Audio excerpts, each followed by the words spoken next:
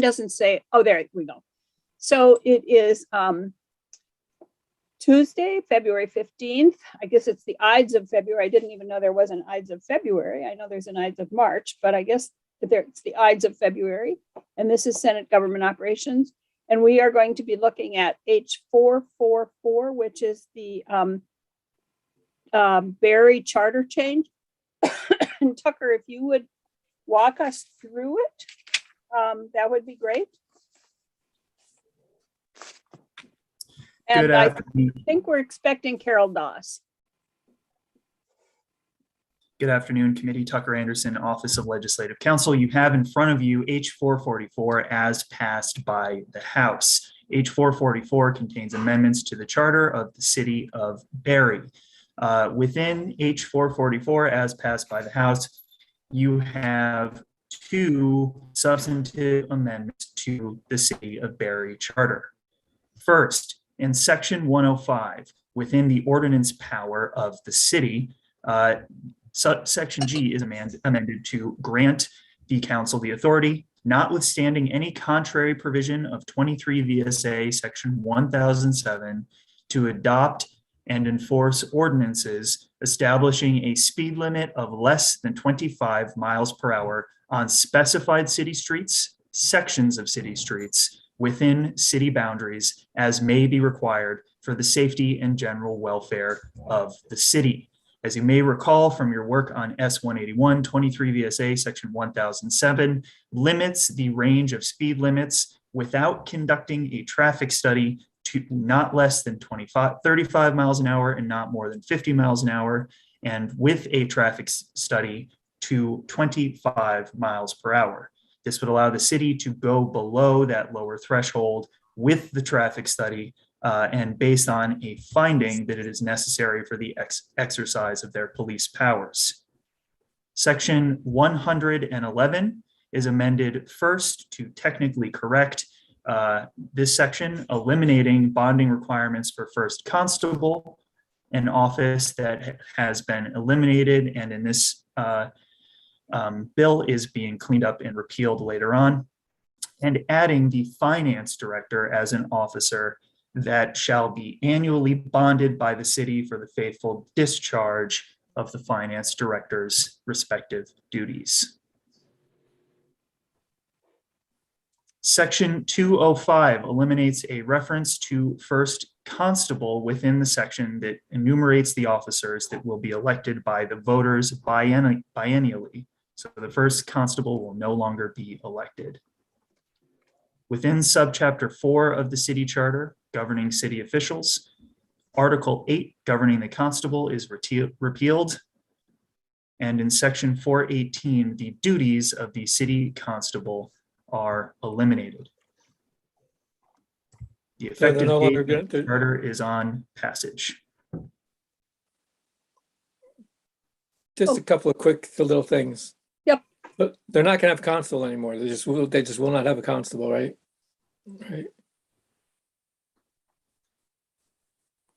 And to be bonded means kind of they're essentially being insured. That is correct. Okay, that's all. I just needed those things reaffirmed in my brain. Okay. Any other questions for, oh, Brian, I'm sorry, Senator Collmore? Thank you, Madam Chair. Just to follow up on Senator Galina's question, you seem to indicate, Tucker, that the doing away of the office of constable had already occurred, and this was just cleanup. Did I hear you correctly? There were already sections of the city charter that had eliminated certain references to the first constable. And Carol Dawes, who I see has joined, may be able to give more context for how the city got to this point. But when I did the review of the bill as introduced and the underlying charter, it appeared that many of the references to first constable had already been cleaned up, but that the charter was still requiring the bonding and election of the first constable, and in fact still had subchapter headings and one section related to the duties of the first constable that were within the charter. So this is straddling the line between some necessary cleanup of the charter and perhaps the final elimination of the charter specific references and duties for the first constable. Thank you. Carol, maybe you can, unless there are other questions right now for what we have from Tucker. Carol, you might want to, Thank you. I'm so sorry I'm late. no, that's fine. We just got started. Thanks. So for the record, Carol Dawes, Barrie City Clerk and Treasurer. Yes, this is meant to finalize the elimination of the position of first constable. We have a full-time police department. The only thing that the first constable can do that our police department can't do is serve papers on people, and we can, and literally everybody else can do that who works for the city, or we can contract with the sheriff to do that. We did talk to Scott Gagnon, has been our first constable for decades and is well aware of this, and actually said, gee, I don't know why we didn't get rid of it sooner.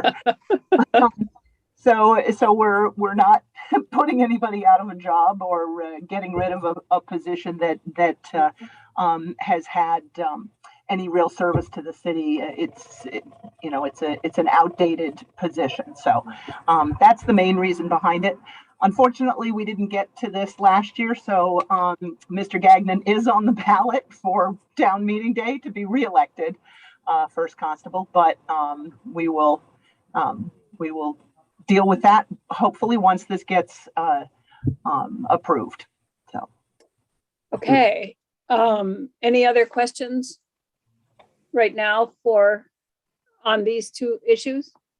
No. This 25 Sure. mile an hour thing is what we're looking at that also in our municipal bill. Yeah, I was actually going to ask about that. Like, are they doing in this charter change what we thought we were going to, well, not we thought we were going to try, that we were going to do in our other bill? Similar idea? I hope so. So why is it okay? It's so towns already have the right, well, they have to do charter change. It's a so they have the charter. right to do less than Whole 15 point miles is, an getting rid of Yeah. having to do a charter change. hour. Right. Because we talked the other day about something about $15, 15 miles an hour being some kind of limit. Remember, we sort of played around with that idea. Mhm. What, how did we come up with 15 miles an hour? We just chose it out of the air? Yep. Okay. I think because you can't, yes, we chose it out of the air. Okay.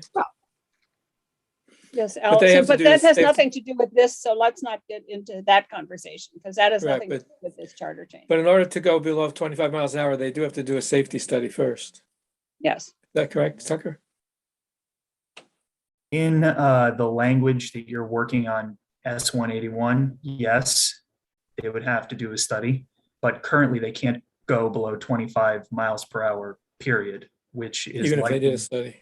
right, which is likely why the city is pursuing this in the first place, is that general law says even with the study, 25 is the lowest of the low that you can use on city streets without some extra special authority that's established in transportation law. Got it. Okay, so yes, Senator Clarkson? Carol, it's good to see you. I mean, it's good to see everybody, but Carol, I don't see as much. The 25 miles an hour, I'm just curious, is there a specific area that you're focused on with trying to get everyone to go slower? Is it in front of schools? Is it on Main Street? it's predominantly in the residential areas, the neighborhoods, where kids play on the street and pedestrians walk, and there are no sidewalks because it's not the sort of designated downtown area. So it's predominantly in those areas. Thank you. So if there are no more questions about these two provisions, I'm going to make a proposal that we amend it as passed by the House and put back in the original charter change that was voted on by the voters. And I know this is quite controversial, and I will say why I'm doing this. Tucker, do you want to tell us what the language from that was? Sure. H444, as introduced, contained one additional amendment to the City of Barrie Charter. Under Section 104 that describes the general corporate powers of the city proposed to add a new subsection D that states that the City of Barrie shall fly only the city, state, United States, and POW MIA flags. And by the city, we mean the city, official city flagpoles, not the one in my yard.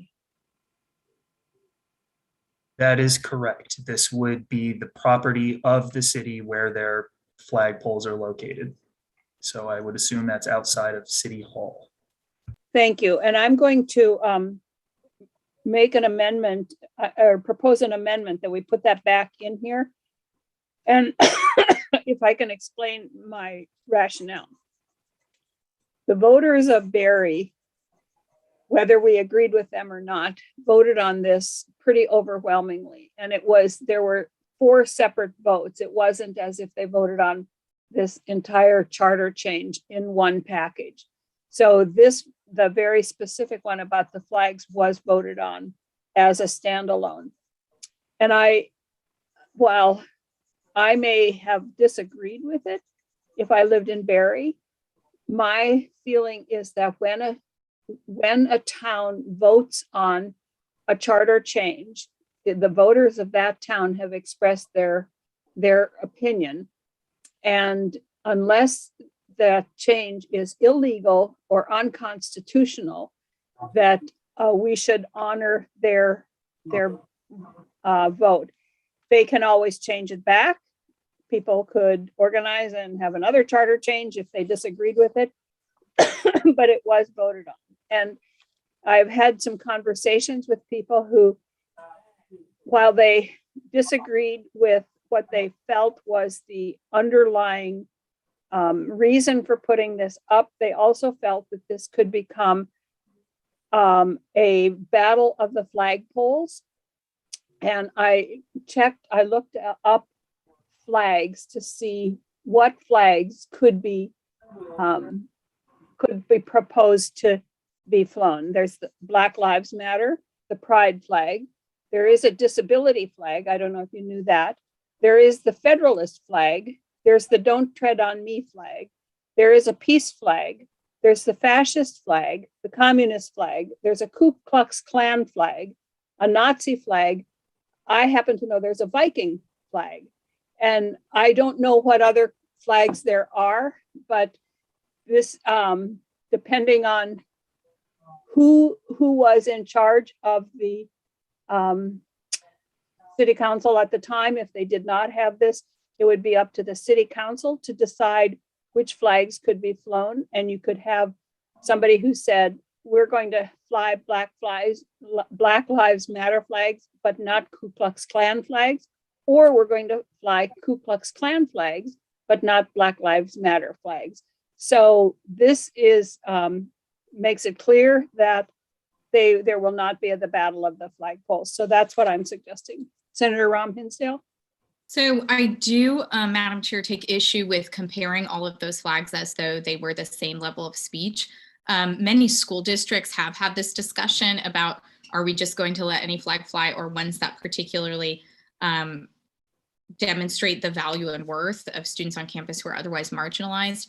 And many of them have determined that it is perfectly legal and appropriate to not fly flags that have been used to commit violence against other people, like Nazi flags and Ku Klux Klan flags.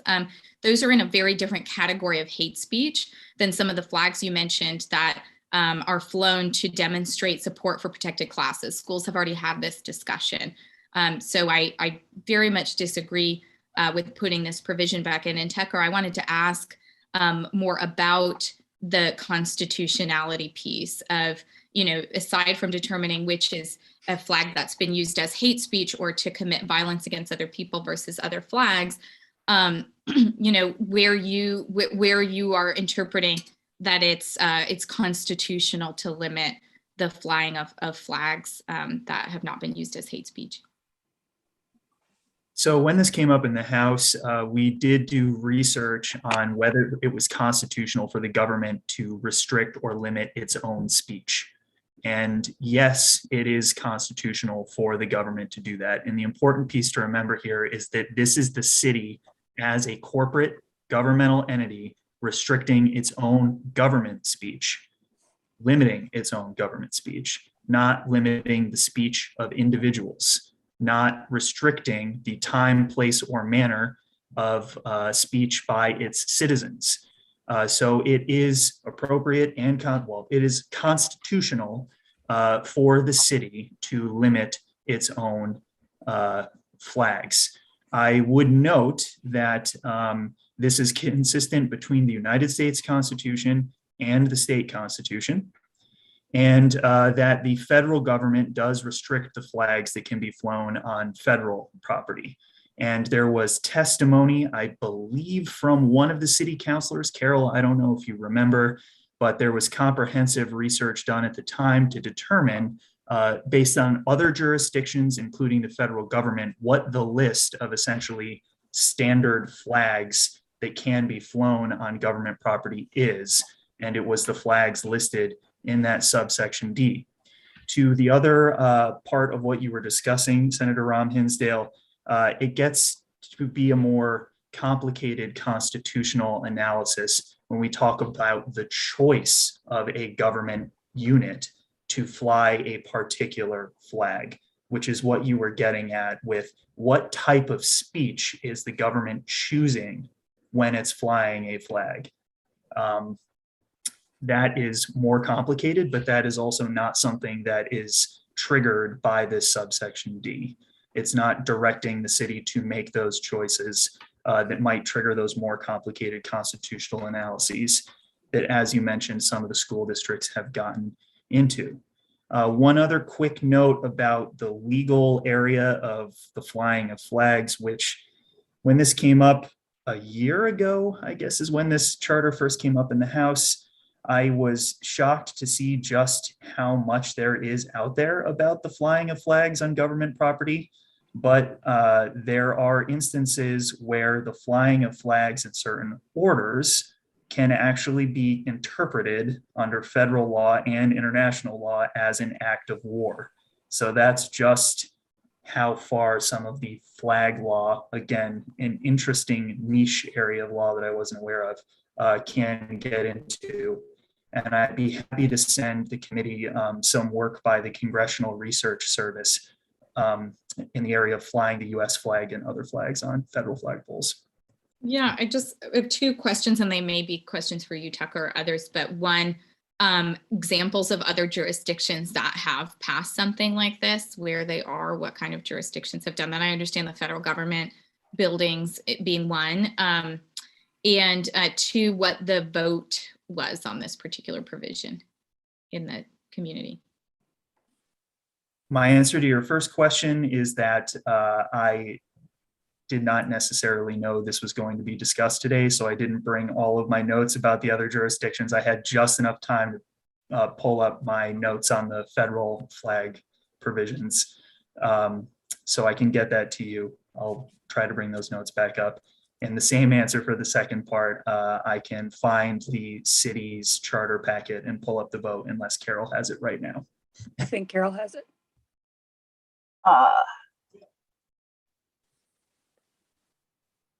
You're muted, Carol. Sorry. Election results. So we had 1,500 people participate, and with the flag vote, it was 927 yes and 549 no, and 23 blanks. Those, I believe that's a little over 60%, 62% approximately. And that was, I'm sorry, but that was a separate question, right? It wasn't blocked in with the others. Senator Clarkson. Thank you. And Carol, just given that it's a sensitive issue and a slightly complicated one, would you be kind of to edify us as the person with the boots on the ground and the antenna into Barrie? Was this final vote, do you think that it reflected people's wanting to not, that the council just wouldn't be making decisions, that they would be immune from having to be solicited every time a special group wanted to fly something, and this sort of protected them from having to be nickel and dimed on decisions about what to fly? Is that sort of part of what was going on here? I would say that that sums it up pretty clearly. We had been through a few months of probably the highest virtually attended council meetings. We had 90 to 100 people on Zoom.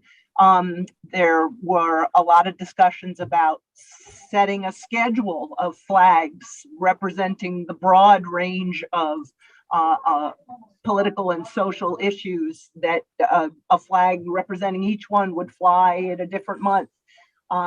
There was a process developed where people could apply to fly a special flag on the city flag poles for a particular month. But it was particularly divisive, and this was an intention by the council to essentially say, no, we're not going to do any of this. We're going to just limit it. That's sort of my impression, is that this was their way out of having to have controversial conversations about any flag that was requested. And this just clarifies it's this and these flags and no more.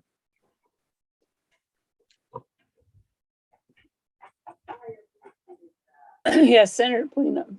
Just curious, how many flagpoles are we talking about? I know there's the one outside City Hall, but I'm just curious, are there others? There are 3 flagpoles outside City Hall. One has the American flag, one the state flag, one the city flag. This would only apply to the flagpole that flies the city flag, obviously. Well, it calls for the other flags too. The city also has a flagpole in front of the public safety building. We have a flagpole up in front of the Civic Center where the auditorium is, and we have a flagpole at Hope Cemetery. So where? This would apply. Cemetery.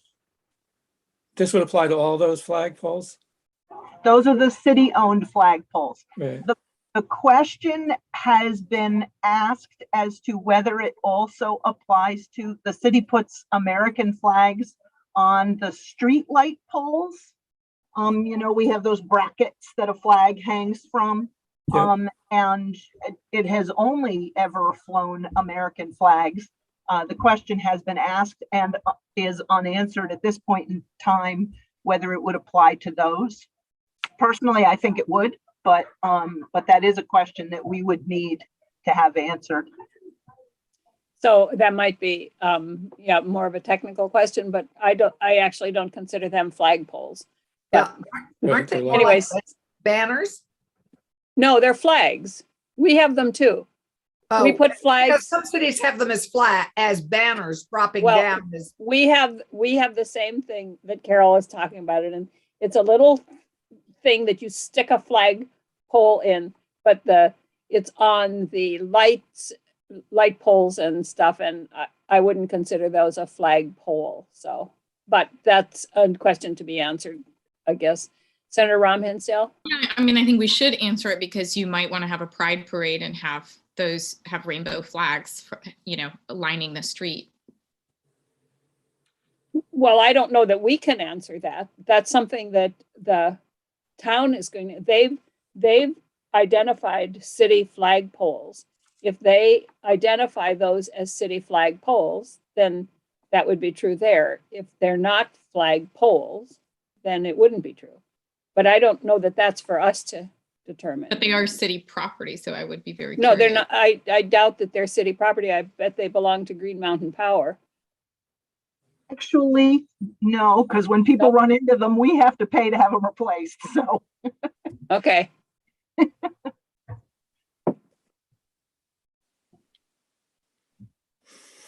So I don't- Can I ask Tucker a question? Yeah. Tucker, you're talking about a municipal corporation, correct? I'm just wondering how this would apply to a school. Could a school make a decision like this? Limiting flags? The school district could determine to restrict the flags that would be flown by the district on district property. That seems like it's possible, and I would note that school districts, some of them are also chartered in Title 16 appendix. So this could be something the General Assembly could approve for a school district through charter. One quick note, that I just pulled up as I was going through some of these issues. There is currently a US Supreme Court review of an issue with the city of Boston's flagpole. And that issue parallel, and this gets back to what we were discussing earlier about the difference between the government restricting its own speech versus the government presenting a public forum, which is kind of the heart of what you're discussing here today. And the issue in Boston is that the City Hall flag display, they would raise flags for various religious organizations on different days of the year. But the city of Boston determined that they would not raise a Christian flag on the day that traditionally they would raise the Christian flag. There is now an appeal on this decision, and what the US Supreme Court is looking at is this could be government speech and likely would be government speech, except that the procedures that the city used to determine what flags would be raised and the opportunity for the public to raise flags based on those procedures converted it from government speech to potentially, and the US Supreme Court, as far as I know, has not come up with this decision yet, because I was just jotting down and reading notes about this on January 20th, that they have essentially potentially created a public forum. So that is the heart of that issue. Here, the city of Barrie, with this restriction, is taking the avenue of saying that this is not a public forum, that this is government speech that will be limited to a specific set of official government flags. Well, I stand by my amendment here, and I think that if I were on the city council at the time, or I was on the select board here, but there are lots and lots of issues that select boards and city councils have to deal with. And having a fight every time somebody wants to put a flag up, I think is really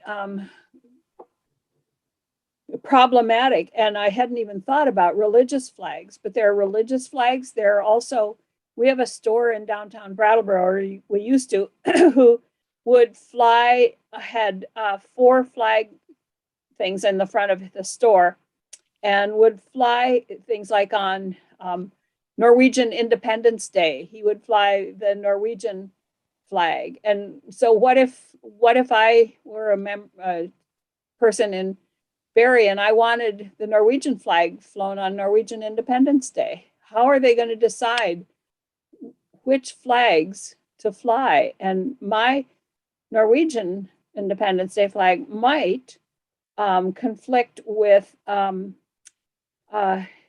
Collimore's Bastille Day flag request. They might be the same day. I don't know. I'm just saying that I think this is not meant to say they don't approve of some issues, but to, as Senator Clarkson said, take them out of the business of having the fight about which flags to fly. Senator Rahm Hinsdale?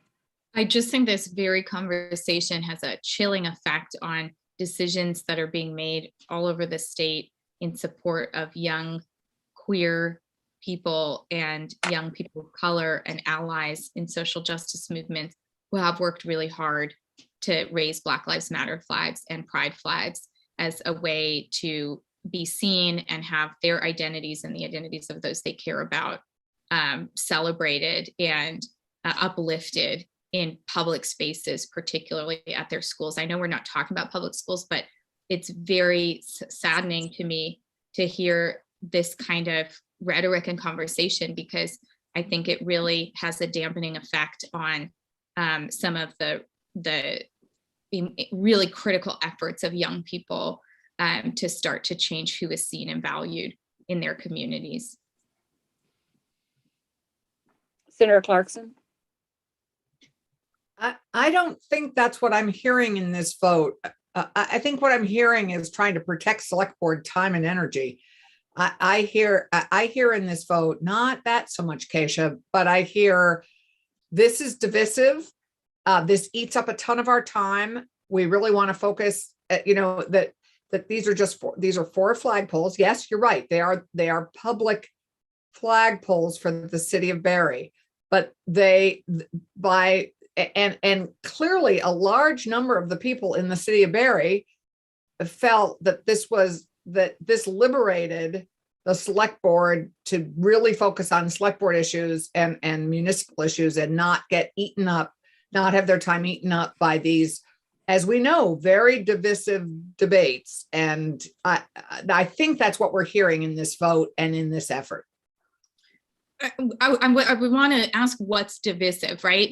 Not a lot of people are asking to put up a KKK flag or a Nazi flag. Those flags have existed for a long time, and we're not talking about, prohibiting certain flags from being flown now. We're talking about it in the context of the recent years when pride flags and Black Lives Matter flags have. So this isn't hypothetical. This is very much directed at flags that have more recently been asked to be raised. Carol, I would ask, have there been requests for Norwegian flags and KKK flags and Confederate flags to be raised? Forgive me, I don't have the list in front of me. There was a list of flags that was proposed, one for every month of the year. There was Black Lives Matter. There was Thin Blue Line, which is support of the police. There was Abnaki. There was Pride flag. There was there were a couple of different national flags associated with the heritage in Barrie: Italian, Scottish, French Canadian. I would have to get the look to be able to give you more information than that. I don't recall there being flags like KKK or, certainly not the Confederate flag or any of that of that nature. But even the Blue Lives Matter flag was Thin Blue Line flag was quite a contentious flag. And so this city did fly the Black Lives Matter flag for a month. And then the council made the decision not to entertain any other requests.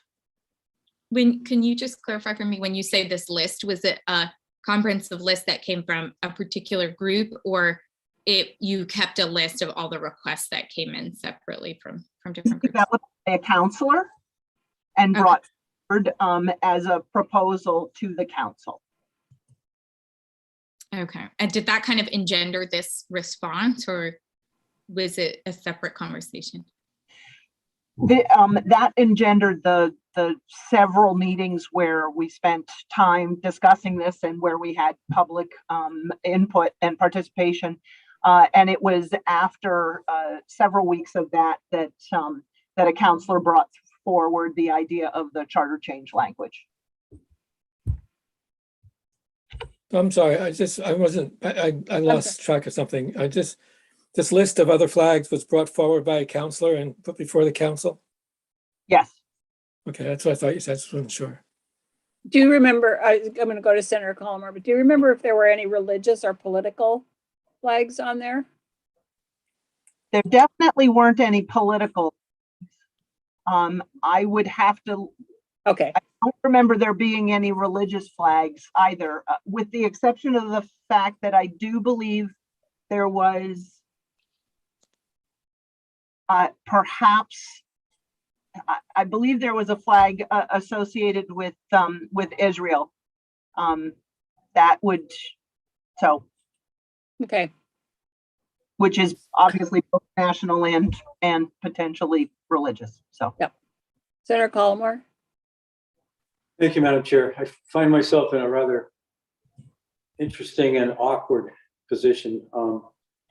I don't think it's any secret if people wanted to look back on the committee hearings on the non-citizen voting earlier this session and or maybe it was last year now, and the recently voted out 16-year-old vote in Brattleboro, that I voted against both of those provisions, even though it was clear to me that the majority of voters in those respective municipalities did support those. But I think this is a little different for me in the sense that I took what was presented as the total vote and charter change and voted on that, as opposed to, and I don't know why the flag provision was left out of the House bill, because it clearly was in it as introduced and somehow it got changed. So I guess it's a long way of saying I'm going to support the move to put this back in, even though I realize that may put others in an equally awkward position of having to vote no on a charter that otherwise I don't think there's any controversy. I mean, 25-mile-an-hour speed limit, and the constable who is already admitting he doesn't really care about keeping his job, those aren't particularly controversial, but this one provision certainly is. And I see Senator Hinsdale's point. I understand it. I'm just conflicted because I'm the no guy on the other two charters, and yet I would like to at least have people have a chance to vote on what the voters voted on. And if they disagree with that, that's fine in my view. But to not have it in there, to me, does a disservice to the Barrie City voters who voted one of the provisions, and now all of a sudden it's not in the charter anymore. And you could see by my rather weak address here that I am conflicted. I don't know what to do anymore sometimes. We have heard from the two representatives from Barrie City who are okay putting this back in, since that's what the voters voted on. I would have been curious to know what the debate was like in that other chamber. I mean, clearly they voted to take it out, but I wish I had been a fly on the wall or had a better idea as to who raised those arguments and how they went through the process. Senator Clarkson? Happily, you now have YouTube to refer to. I'm so happy YouTube is part of our life now. So you can actually go back and spend 3 hours or 4 hours or 7 hours listening to that debate. Yeah, or we could have a 10-minute conversation with somebody who was there, but I'm just kidding. I certainly agree with the issues being raised by Senator Hinsdale. And when this first came to light, when I first was heard about this, I felt the same way. My gut went the same way. I mean, I'm likely to support putting the language back in, but I would have to say that I don't like it. It goes against my gut. I don't like it, but I feel like it's wrong to overturn the votes of the local community that decided to do something. It would be kind of like if somebody had, run against me and was not a nice person, a racist candidate runs against me and beats me. I can't say, well, I don't want to overturn that election because I don't agree with the person who won. I just feel like what's going on in the country now where people are trying to overturn elections, frankly, we shouldn't find ourselves in that kind of situation where we say people of Barrie decided to do this, but we're not going to let them do it. I mean, I regret the fact that these people of Barrie decided to do it. But on the other hand, I would regret more the fact that if I voted to overturn what the people of Barrie decided to do. Yes, Carol. I was just going to say that I'm a Quaker, and one of our favorite sayings is that friend speaks my mind. And Councillor Polina, Senator Polina just spoke my mind. I voted against this. I'm a Barrie City resident, and I voted against it. But I feel really strongly that it represents the will of the people, and so it should be approved by the legislature. And then our job becomes organizing the people of Barrie to raise this issue again and overturn and make a better decision next time. But I do have some sympathies for the city council, who will have to make a decision on which flags should be flown. And if you're going to, who would even make the list of flags? Are you going to have 12 on the list and that's going to be it? Or are you going to have one for every other week? Or, I think that they're still going to be put it, even if the voters do overturn it, which is fine with me, that they're going to have some kind of a list of which flags will be approved, or they're going to have this fight every time somebody brings in a flag. And if there was a flag representing Israel somehow, should there be a flag representing Lebanon? And should there be, and I don't remember who it was that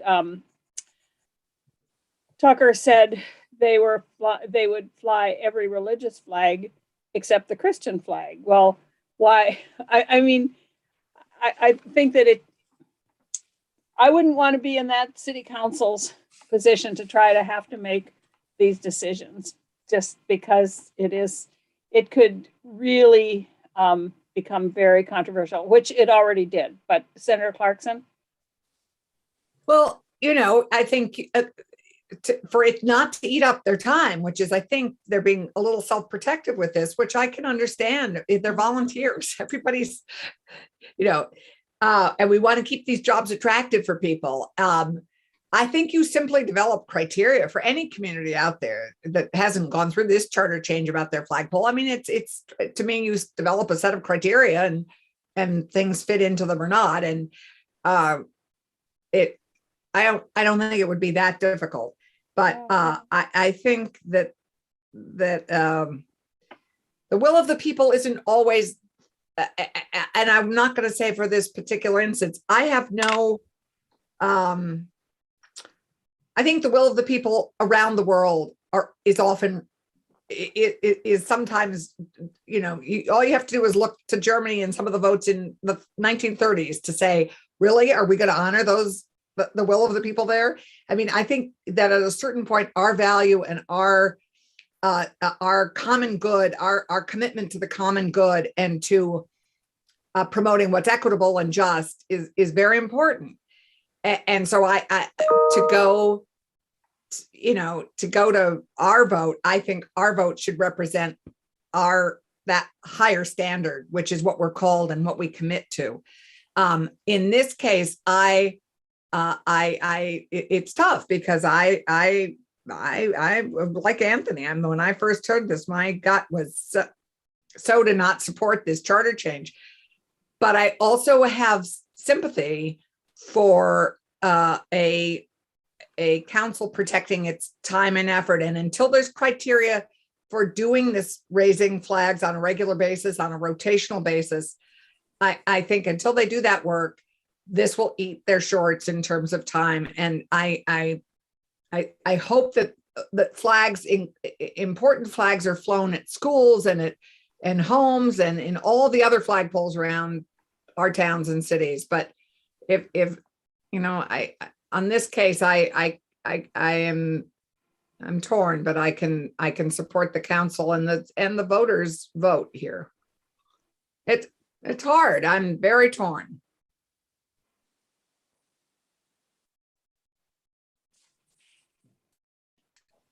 So where are we, committee?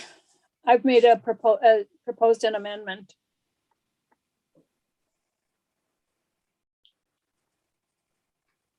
And I do support proposing this amendment, and I may have voted against it if I had lived in Barrie, but I also may have voted for it because as a city council member, I may have said, I don't want to have this fight every time somebody brings a flag. I do not want to have this fight every time.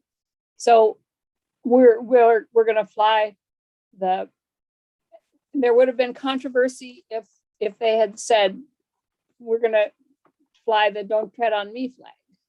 I mean, I just think that I may have voted for it or against it as a city council, as a resident of Barrie. But I do think it is what the voters voted for pretty overwhelmingly. And they can make another charter change next year if the 42% or 40% that voted against it want to. Senator Ram Hinsdale?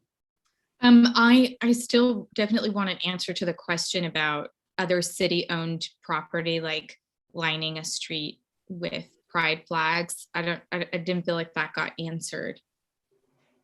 So is it the telephone poles, Carol, that you have them on? That's what we have. Alice, is that where that's where we have them on in Putney? on the telephone poles? We have street lights, the decorative looking street lights down North Main Street, and the brackets are on those. Streetlights are unknown in Putney. Our streetlights are on our telephone poles. We have a couple of those, but we also have streetlights, and that's where any of this kind of thing is generally put on. But So she I said- would ask Senator Tucker, Rahm asked a serious question. We should give Right. it some. I'm going to ask Tucker if this is our responsibility to determine that, or if this is the city of Barrie's responsibility to determine what they mean by the flag pole. Because I don't know that a street light is considered a flag pole. So to take a step back, the proposed subsection D that the city would like to add to section 104 says that the city of Barrie, corporate entity, shall fly only the city, state, US, and POW MIA flags. So this would bind the actions of the city. It doesn't speak to a particular city-owned location where they are flying flags. So this would extend, because again, this is regulating the speech and behavior of the city as a corporate entity. This would stop the city from flying any other flags besides those on whatever property they are using to fly flags. I do not have an answer for you as to whether specifically the utility poles are owned by the city, but if they are, and the city is responsible for selecting and placing the flags that go there, the actions of the city here would be bound, and they would only be able to fly this list of flags. And I did go back through even more of my notes, and there actually are quite, well, I won't say quite a few, there are a few cases that look at municipal actions to restrict the flags that are flown on particular city property. This may change because of the Supreme Court case that I brought up earlier, but consistently through those decisions, the courts have articulated that flagpoles within the context of those decisions are designated public forums that can be closed to citizen speech. And I will point out for you all that there is one decision concerning the city of Lexington, Virginia. It's the Sons of Confederate Veterans, Virginia Division versus the city of Lexington. And that case was about the city restricting flags that would be flown on utility poles lining city streets to only enumerated government flags, city, state, US flag. And the Sons of the Confederate Veterans appealed that decision, saying that those flagpoles were public forums and that therefore they should be allowed on specific days of the year to fly the Confederate flag. They lost because this city was closing a designated public forum, not a traditional public forum for speech. And it was closing it equally applied to all viewpoints in the city. And that was upheld by the Fourth Circuit Court of Appeals in 2013. So I guess the questions that we need to figure out here are, the city owns the lampposts. Is that right? The city owns them. Is the city responsible, the council responsible for putting up the flags that are flown on those at, whether it's 4th of July or the flags that say shop downtown Barrie, or, I mean, I know that towns have different things like that, or welcome to wonderful Woodstock, or whatever it is. Is the city responsible for putting those up and maintaining them? He is responsible for authorizing the placement of the American flags. It's the local veterans group that actually purchases the flags and does the work. Okay, so the city authorizes them, and so the city could authorize, in this case, the city could authorize that in June, there be pride flags. Yeah. This charter change would not, but they could authorize an advocacy group to put up pride flags or Black Lives Matter flags or Hanukkah flags or whatever. They could give that authority. That seems like a legal distinction to me as to whether where the proposed language says the city of Barrie shall fly. I'm not sure if the city of Barrie essentially passing the responsibility off to a third party negates the charter language. I'm looking at who is parsing it. So I guess that's a legal question that we need an answer from someone. Senator Polina, did you? I was basically going to say what you just said, but I haven't read the amendment in a little while. I was under the impression that it said city flagpoles, which is different than a street light. So that's sort of the impression I was under. So I guess I was wrong with that impression. Yeah, I was too. So I'd appreciate clarifying that, because actually it makes me feel differently about this. And I know, because I think that the city council should definitely develop criteria for flying anything. And just think that's a standard thing you do. And if it's on the lampposts, and I feel better, I would feel okay if I knew that a group could appeal to the city council or be part of, help develop the criteria where there could be a rotation of streamers or flags on those lampposts on special occasions for special parades or for a month, or to honor something beyond the flags, the limited number of flags that are now proposed to fly on the 4 city flagpoles. I'd feel I could. I mean, that would make me feel better. So I'd like to find the answer to that first. Tucker, where would we go to find the answer to that? Supreme Court.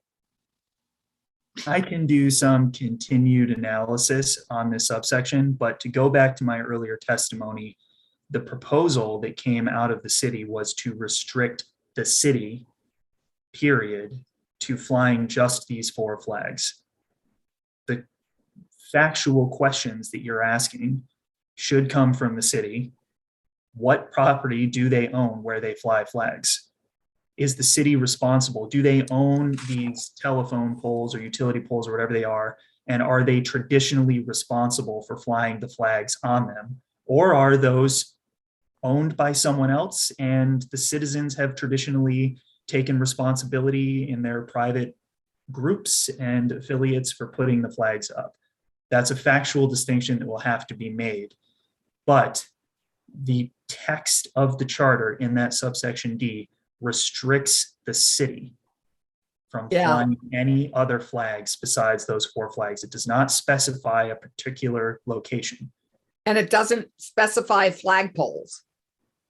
It just says the No, city. yeah, right. So I think we have an answer to the first one. They are owned by the city. I guess that is, we know that for a fact, right? Okay, they are owned by the city. So the question then is your second question.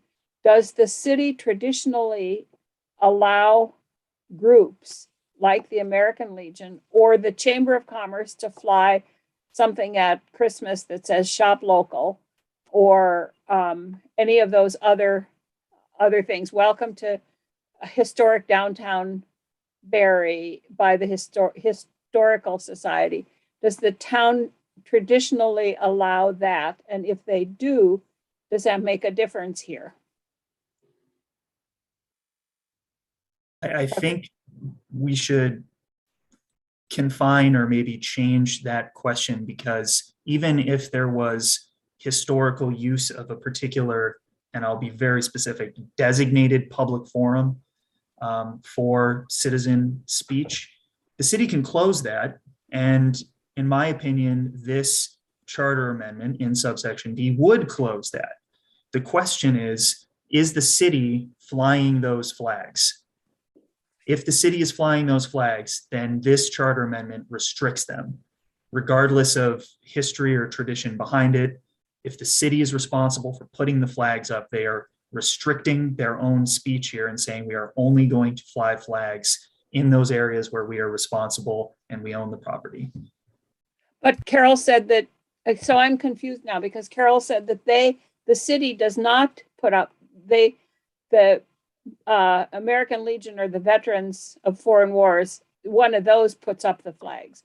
So the city isn't flying the flags.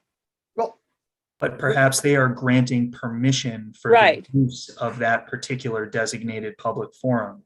And again, that gets into, if that continues to be a designated public forum, then there are different analyses that come into play for who can request to fly a flag or use that as a forum for their speech. And there would have to be procedures in place. Senator Clarkson?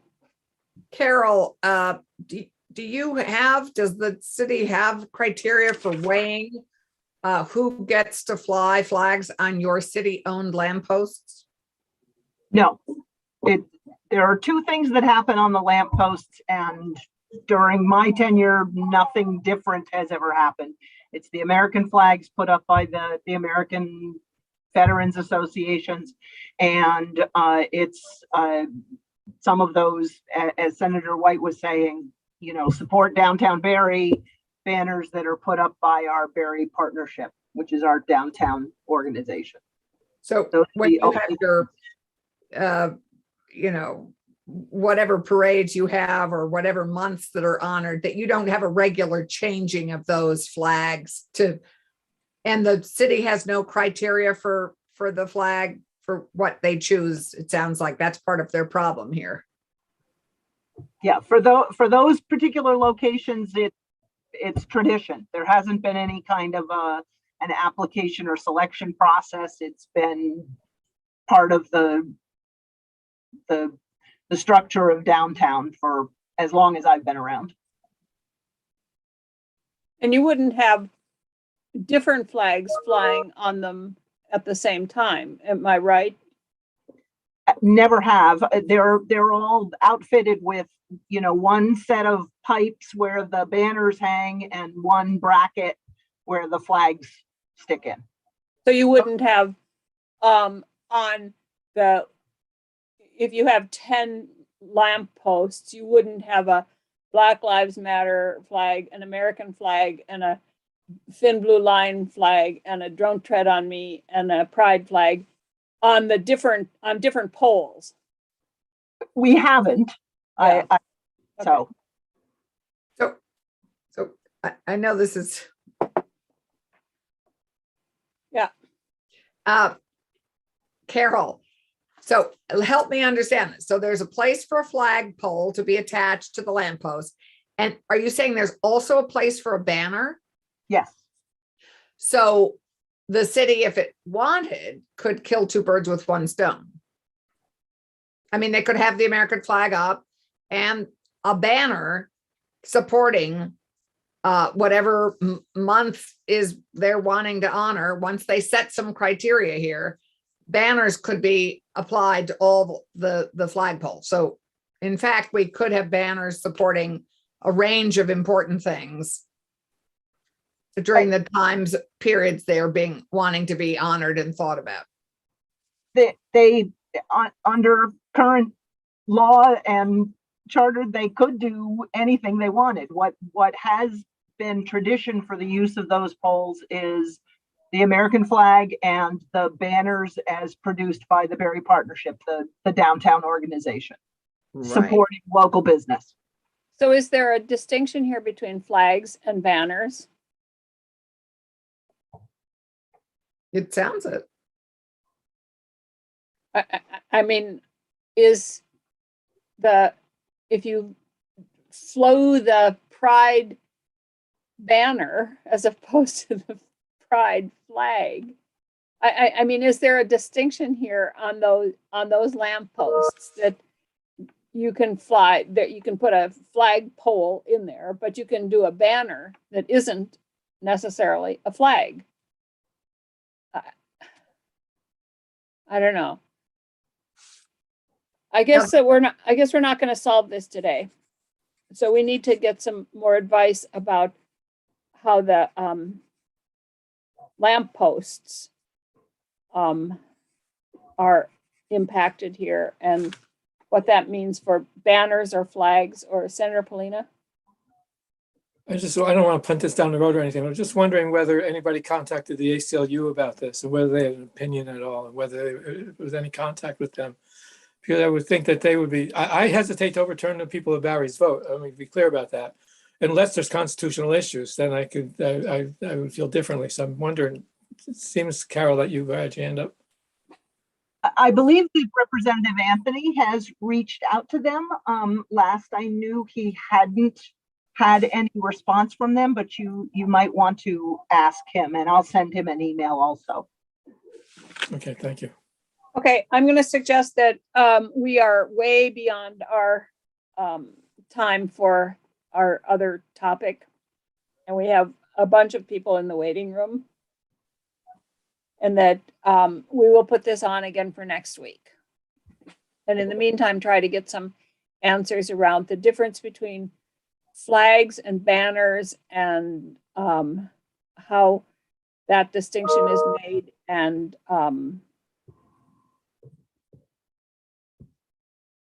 is there anything else that we need to? Well, didn't we want to hear from a council member? Didn't I hear you say you wanted to hear from?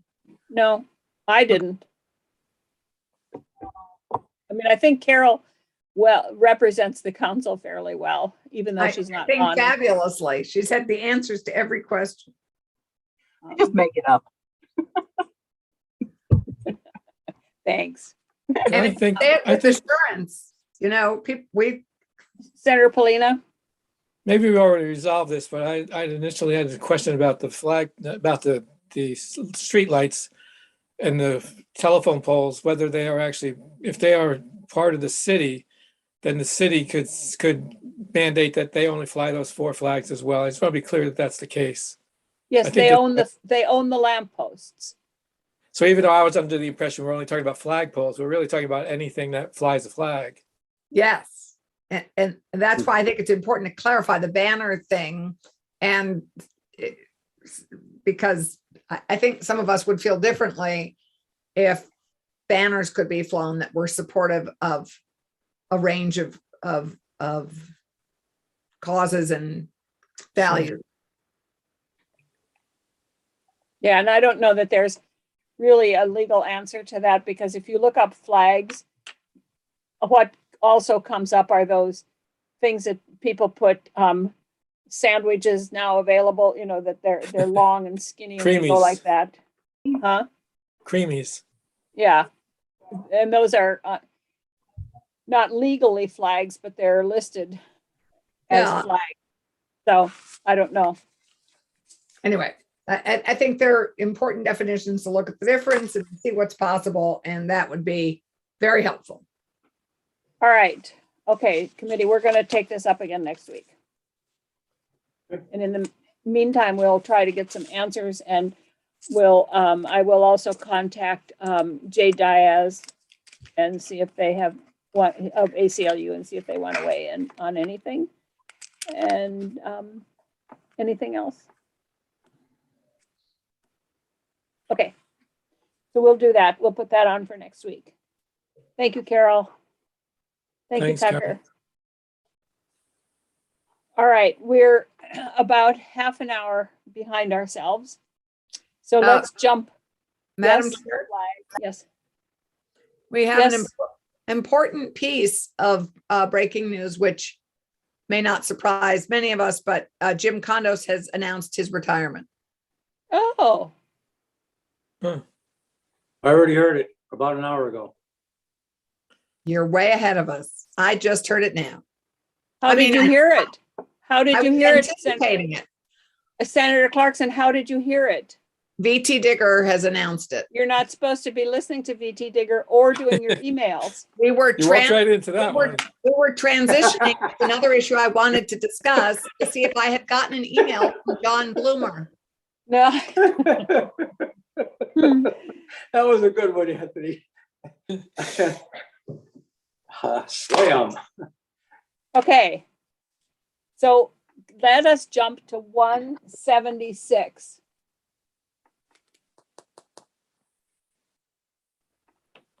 And I believe that is again Tucker. 176. Okay, I'll pull it up.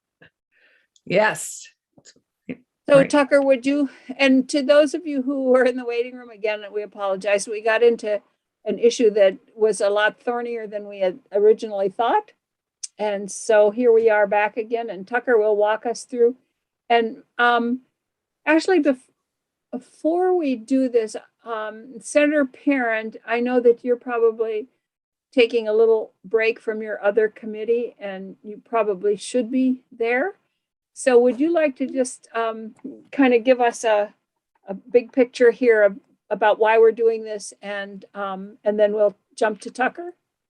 Sure. So I won't take up too much time understanding we're late, but this really kind of came about this summer with Senator White and I were having lunch one day and talking about an issue that's long been happening between St. Albans City and St. Albans Town, and really with the Groffs who are on today, about a fee that's on their properties in St. Albans Town. And Representative Dickinson's had a bill for a number of years in the House on this topic. And, we live in a Dillon's rule state, and when we give authority to towns, we decide, really what we want towns to be able to do. And we're seeing a deployment of once in a generational resources to build water and sewer infrastructure. And so I thought, you're going to see a lot of communities over this, throughout the state of Vermont, spend dollars on water and sewer in the coming years. And are we going to do it in the most effective way possible? How do we try to get it out? Senator Clarkson and I, we've talked about density requirements, and Senator Rom Hinsdale and I have had that discussion, the importance of trying to get more housing. And realistically, that's what water and sewer infrastructure does, is allow for more dense housing to happen. I think the other piece is representative democracy. I think we all believe in that. And so when people, this isn't a discussion in my mind about someone wanting to pay for a service or not wanting to pay for a service. It's a discussion on what do we allow utilities of one entity to effectively be able to charge people, and then should we as a state allow utilities to charge for something that isn't needed to run a utility but goes into a general fund versus into operational fund? No one argues that utilities should be able to charge what they need to be able to operate. So we kind of, and I actually just talked to Jeff Weinberger this morning, and Senator Collmore was in on that before we went live on something. And we talked about what Rutland City has done with other municipalities and how they've entered into agreements. And it's been a short-term agreement, never a perpetual fee. So here in St. Albans, we have a perpetual property tax on properties that hook up to water and sewer that go into a general fund of a separate municipality. It's something maybe a developer has entered into, but as you'll hear from the Groffs, it was never something that was brought up to them or that they agreed to, and they have no recourse in a place where 4 cents was added to that fee in the past year. So, that fee, tax, whatever you want to call it, can go up without their control, not to pay for utility that they're a part of, but to pay for another municipality. And as a state, I think it's a discussion we ought to have as we invest more and more into these water and sewer infrastructure projects. What do we want to allow? Because it's a matter of time this will happen in other municipalities if we allow it to stand, and maybe we want to allow it to stand, but I think we want to look at it closely and understand how this works, and if it's something that the state of Vermont wants to either bless or to change. So I'll let the city of St. Albans argue their merit to the program, and I'll let the town of St. Albans and the residents argue their side of it, and you guys can decide. But I think it's worth the discussion here in the legislature. Thank you, Senator Parent. And we welcome you to stay with us if you want to, but we also understand if you have I'll to. check in on my other one. We might be done because Joe had to leave and Mazza wanted to send us all home. All right. Thanks. Okay. So Tucker, would you like then to walk us through this? And we did walk through it once before, but it was a long time ago. I think you need to refresh us. Well, good afternoon again, everyone. You have in front of you S-176, and I would be very happy to refresh your recollection of what this bill is doing in its substantive provisions. I will throw one caveat out there about this walkthrough, which is that I may be overdue to go to House Government Operations to cover the City of Burlington charter proposals. So I may have to duck out, in which case I will leave you in the very capable hands of Gordon Merrick, Legislative Law Clerk for the Office of Legislative Counsel. But to Thank you. quickly bring you back to S-176, this would amend two provisions within the statewide general law that is applicable to municipalities that are providing water and sewer services to end ratepayers and users. The first instance of amendment, which you can find in Section 1, would amend 24 VSA Section 3311, which governs the rates for water services provided by a municipal corporation. This amendment would add a new subsection B that is related to the establishment of rates by a municipal corporation offering these services. Subsection B states that a municipal corporation shall not establish water supply rates based on the appraised or assessed value of property within another town, city, or incorporated village, unless the voters of that town, city, or incorporated village approve the rate basis at an annual or special meeting that is warned for that purpose.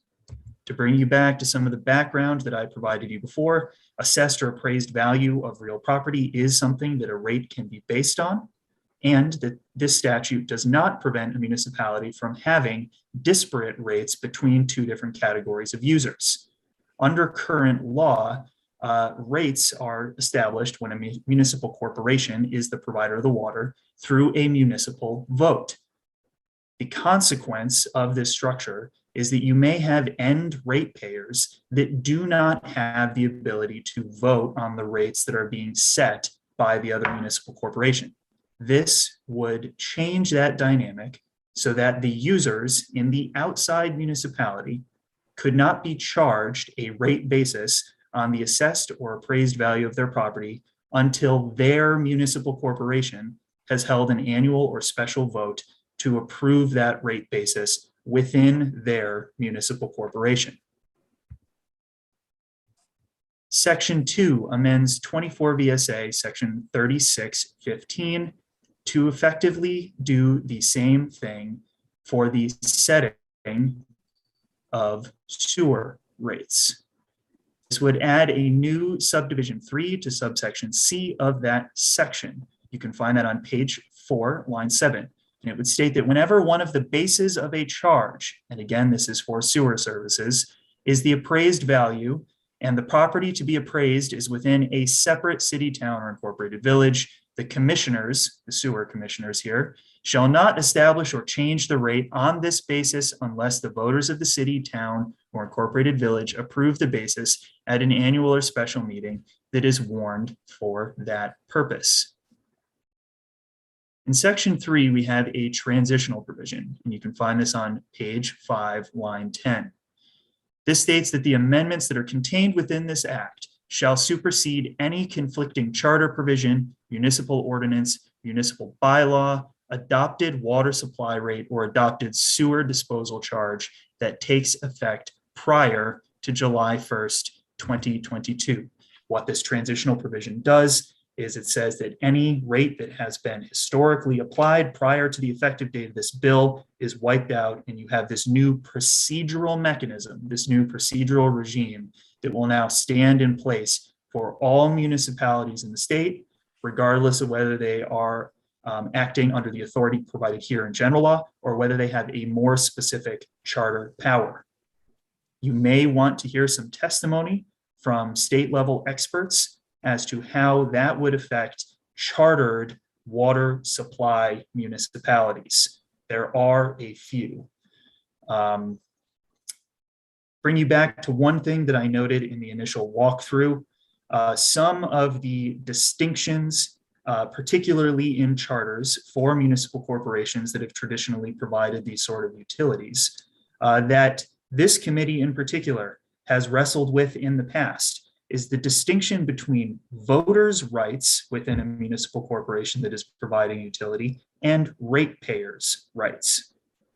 When this committee and the House Committee on Government Operations addressed the Northfield charters, when the village of Northfield was merging with the town, this is one of the issues that needed to be addressed because one corporation had a water supply service that was serving the outside corporation.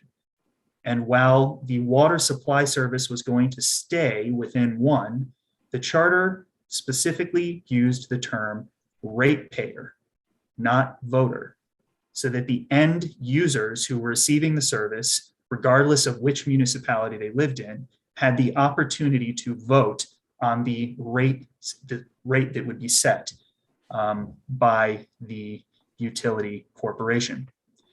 On the opposite side of that spectrum, the work that this committee did with the Edward Farrar Utility District that replaced the village of Barrie does allow that utility district to set rates based on a vote of the residents of the district, not on ratepayers. So you have two different decisions that the General Assembly has made within this context just in the last 10 or 15 years. So I do have a question here, and then we'll, unless other people have questions also, we'll jump to the, I see Senator Colmore does, but my question is, you said that the town can have disparate rates for, so I'm thinking of my town. I live right in the village of Putney, and the Dummerston town line is right practically in the middle of the village. I mean, it's right here. So we have people on our sewer plant who actually are in the town of Dummerston. So we could have a rate for the Putney sewer users, and the Dummerston rate could be set at Putney plus 10%. There's nothing to say it can't happen, but what this says that is if we use the appraised value, that's different than just having a different rate for non-Putney users. Is that the way I understand you? Yes. You had two questions there. One about the specific language of the bill, and then your previous question was about the authority of towns to set differing rates. Mm-hmm. Yes, towns can set differing rates. And the reason for that is that those are fixed by agreement. And there are multiple steps to get to that process. Mm-hmm. Before you can provide water to that end user, you have to have infrastructure to get it to that particular premises or residence. Right. And there is actually a consent that needs to be filed by the property owner before those water lines can be set and before what's known as a special assessment can be attached by the municipal corporation. Further down the line, you have essentially an agreement between the end user and the water provider, here the municipal corporation, about the use of the system, attachment to the system, and the payment of rents or rates for that use. The issue comes up that the basis, and this is getting to the language of this bill, can be different for users in different areas. And yes, the basis can be the assessed or appraised value of the property, which can result in the differing rates. And what this bill would say is that when you have the assessed or appraised value being the basis for the rate, the voters of the municipal corporation, the end users outside the provider, must vote to allow assessment or appraised value as the basis for the rate. So there's a procedure for that initial voter consent to applying the rate on this basis. Because essentially by using an assessed value, Putney would be charging a property tax because the property tax is what's based on assessed value. So we would be charging a property tax, not a user fee to Dummerston. And that's why you would have to have the vote. Is that? I am very cautious to get into that analysis because there are a couple steps there. So analyzing what would constitute an ad valorem tax on the property is one part of the analysis. And if what I heard is correct, how that fee, charge, or potentially tax is being used could have another impact on the analysis. So if it is not necessarily going into what we would typically consider an enterprise fund and is instead going to the general benefit of all of the municipal corporation, you potentially have an argument that this is a tax and an extraterritorial tax at that. Okay. Thank you. Senator Colmore, you had a question. Yes, Madam Chair. Thank you. I have to admit, I thought I knew what I was doing back in my house, but I don't think I do know. I live in a neighborhood of probably 12 or 15 houses in Rutland Town. That's a dead end street. So my backyard borders Rutland City. And when I first moved there, we had our own private well, which was run by the 15 households. I mean, we didn't all run it, but we hired somebody to provide water. That later went dry. So we formed either a fire or a water district. I'm not sure which. I think it was a water district. And we pay a certain amount of money to get Rutland City water, not sewer, because I have a septic system, just the water. And I'm on a meter. So it somehow keeps track of the amount of water that I'm using. I don't know if that is ever going to end or not. Shame on me for not realizing that. I know I had to sign an agreement at one time that we borrowed a bunch of money because I had to run new pipes under the street in order to get the water from the city instead of the dried up well. That isn't even my question. That's just, I'm setting that aside as sort of my own situation. So I could be paying that until I sell the house, for all I know. I don't know. But my question is, if a supplying municipal corporation is going to supply water to only one house or one street of an adjoining municipal corporation, the voters in the whole voting district could decide on that basis to only affect one or two houses. Is that what I'm reading in this bill? Maybe I didn't ask that artfully.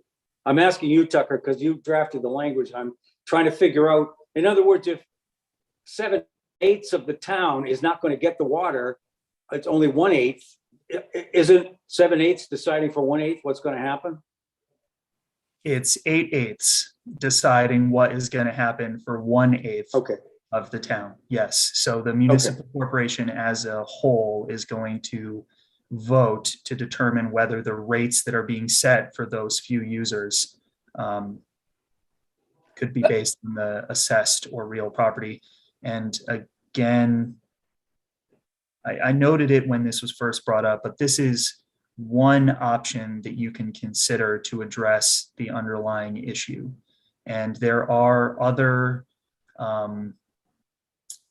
procedures that are being used in other jurisdictions and states right now to address similar issues.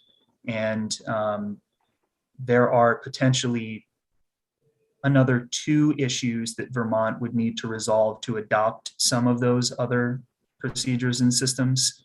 Gordon has done some research on this. I've done some research on this, and we would be happy when the committee is ready to come in and discuss what, for example, Pennsylvania, Texas, Michigan, and California have done with giving end users appeal rights specifically when rates are being set by another municipal corporation.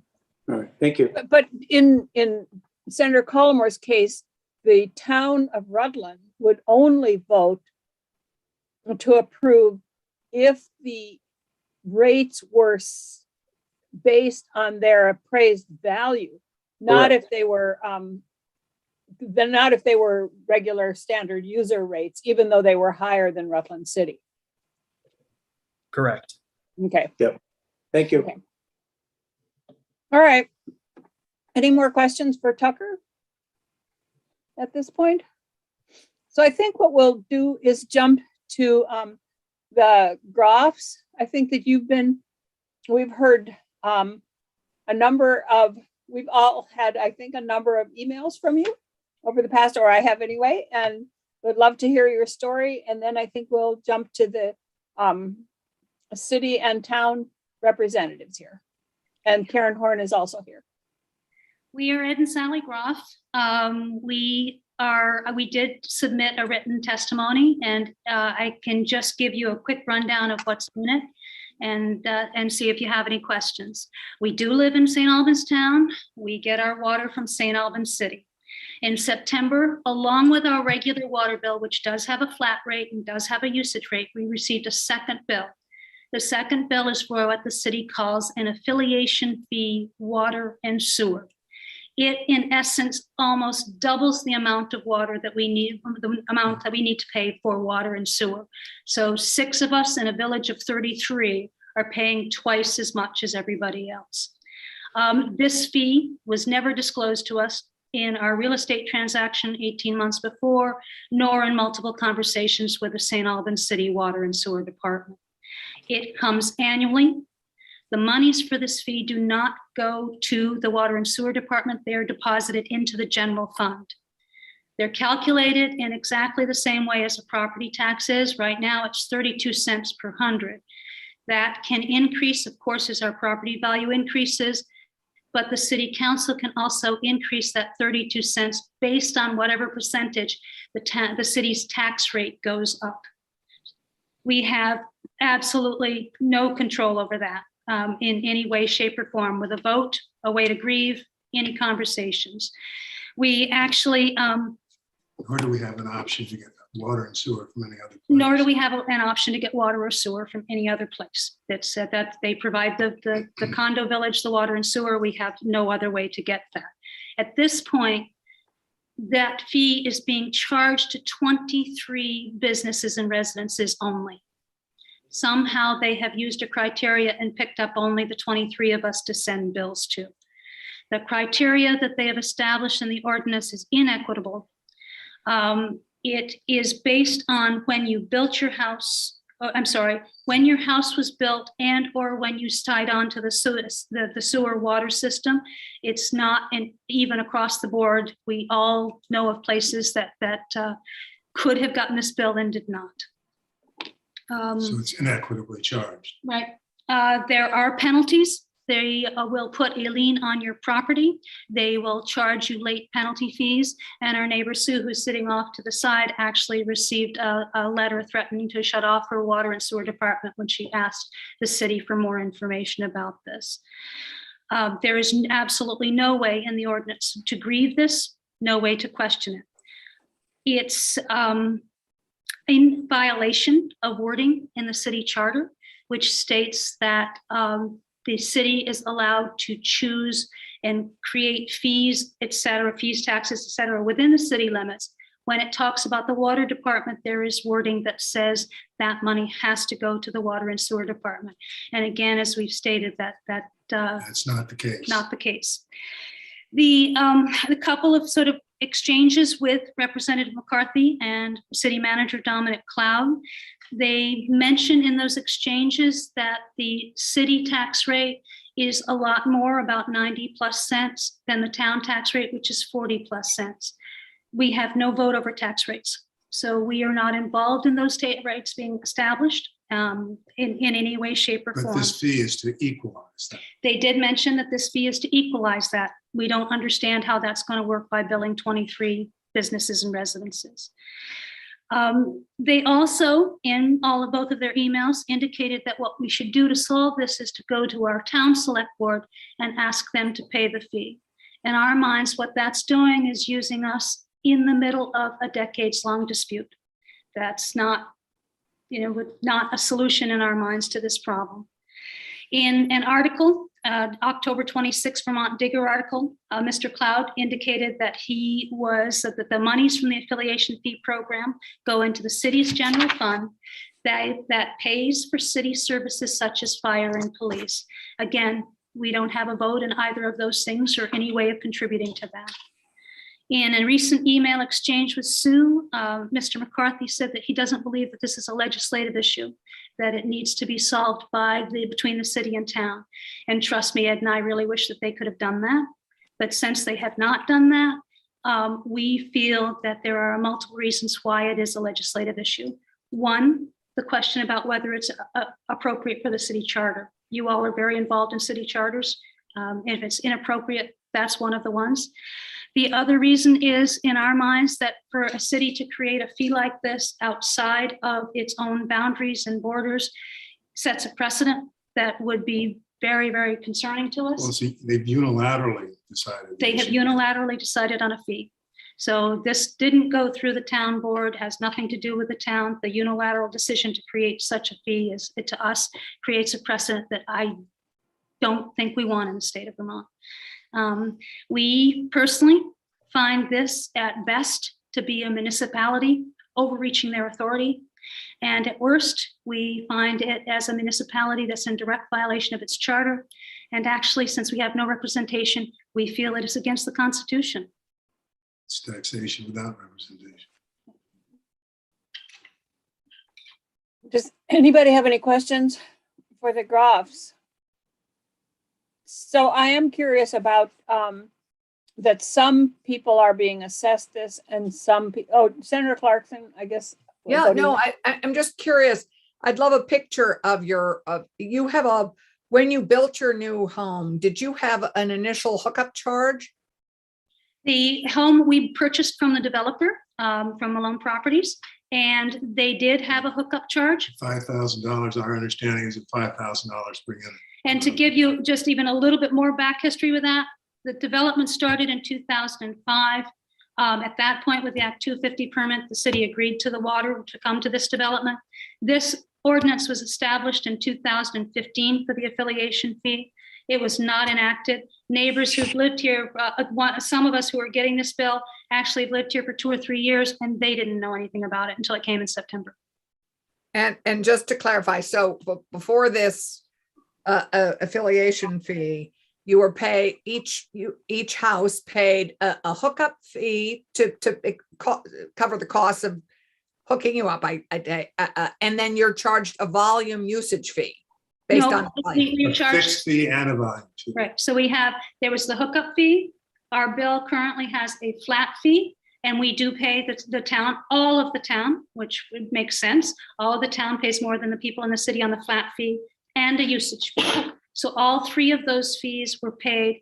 Now this one's above and beyond all of that. So, and sorry, I'm unclear what the flat fee is for. You pay usage, you pay a hookup. I get those 2. What's the flat fee for? Maintenance of the Every plant month would be that our developer paid a hookup fee. Yes. Our bill includes a flat rate and a usage fee. And the affiliation fee is above and beyond that. I understand that. I guess I'm just not clear on what the flat fee is for. Flat fee was negotiated between the town and the city. And it's a little bit above what the city pays. It sounds like it's It's for the maintenance. example that I gave in Putney. If we had, the people in Dummerston would pay the Putney usage fee plus 10% or whatever. So that's a. So and where does that fee go? That goes to water. That goes to the water and sewer. Okay, so your real concern here is that this new affiliation fee doesn't go to the sewer, doesn't go to pay the utility. It's going into the general fund of the city. That's one of the concerns. The other concern is lack of representation. I'm sorry? I think that's our concern. Our concern is we have no representation. Yeah. And it And no basically control over doubles- this whatsoever. And the city has told us that city officials have told us that their objective is to equal the tax rate between the town and the city. And we don't think that having no vote, it's up to a few people to try to equalize that. Just to give you an example, there's one hair salon in the area district who's being charged. There is one restaurant. There are 23 businesses and residences who are being charged. Thank you. I'll have to hear some more about the equalizing the tax rate, because I don't get that at all, but I don't either. I don't, our tax rates are different for every So- single town, so I don't get that. And does, Yeah. where is the sewer facility located? Oh, boy, in the town. Okay, so does the town charge the city for a leasing fee for leasing? Yeah, space? I'm sorry, you're gonna have to ask one of the town officials. I don't know that. Corey would know that. Yeah, Corey or Vanessa would know I that. think Brendan or Dominic might also know that. Can we tell you what the town is? Let me find the one that we're talking about. I can give you quotes from, I've got to find Dominic Clouds in front of me too, but with Mr. McCarthy, he's saying that the net value of having access to the city water infrastructure combined with a low tax rate in the town is pretty good deal for town residents of the system. Currently, the city municipal tax rate is about 91 cents with an additional 5 or 6 cents for the library and other assessments. I believe the town rate is just 40 cents, making it less than half of what we have to pay, for those of us have to pay to live in the city. So he's just discussing this disparity there. If I can put my finger on Mr. Clouds.